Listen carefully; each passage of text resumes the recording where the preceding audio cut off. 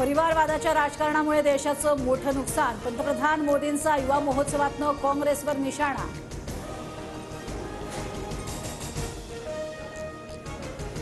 नाशिकमध्ये मोदींचा road show, पूजा आणि युवा महोत्सवाचं भव्य आयोजन.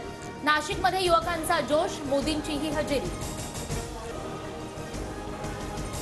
मोदी लक्षद्वीपमध्ये गेले आणि मालदीवमध्ये राजकीय भूकंप आला. मोदी है तो मुमकिन है. पंतप्रधान मोदींचं मुख्यमंत्री शिंदेंकडून कौतुक. पंतप्रधान नरेंद्र मोदींकडनं नाशिकच्या ऐतिहासिक काळाराम मंदिरात आरती. काळाराम मंदिराला भेट देणारे मोदी देशाचे पहिलेच पंतप्रधान. नाशिकच्या काळाराम मंदिरात मोदींकडून रामनामाचा गजर, टाळ वाजवत मोदी भजनात तल्लीन. नाशिकच्या काळाराम मंदिरात आरती आधी मोदींकडनं रामकुंडामध्ये जलपूजन. तपोवनातील सभेतनं मोदींनी लोकसभा प्रचाराचा नारळ फोडला. नाशिक नंतर मोदी मुंबईत दाखल होणार. मुंबईतील शिवडी न्हावाशेवा अटल सेतूचं लोकार्पण होणार. उरण ते खारकोपर नवीन रेल्वे मार्गाचंही मोदींच्या हस्ते उद्घाटन होणार.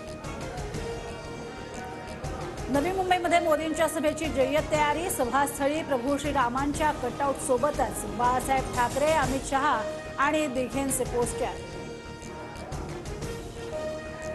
अयोध्येत रामलल्लाच्या प्राणप्रतिष्ठापनेपूर्वी मोदी 11 दिवसांचा विशेष धार्मिक विधी करणार. पंतप्रधान मोदींची घोषणा. मोदी देशातील सर्वात मोठे शंकराचार्य असं भाजपला वाटतं. रामाच्या नावानं राजकारण. मोदींना वेळ मिळाल्यावर निवडणुका जाहीर होतील. संजय राऊतांचा टोला. भंडारा गोंदिया लोकसभा लढण्यास मी सदैव तयार. अजित पवार गटाचे प्रफुल्ल पटेल ही शर्यतीत. भाजपच्या जागेवरच पटेलांचा दावा. आजपासून पुण्यात तिसरी आंतरराष्ट्रीय साखर परिषद. शरद पवार आणि नितीन गडकरी एकाच मंचावर येणार. शरद मोहोळच्या हत्येच्या कटात 2 नामांकित वकिलांचा सहभाग. हत्येच्या कटाची वकिलांना माहिती.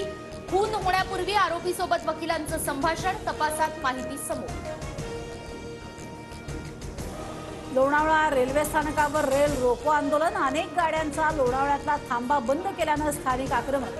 पुणे लोणावळा लोकल फेऱ्या वाढवण्याचीही मागणी.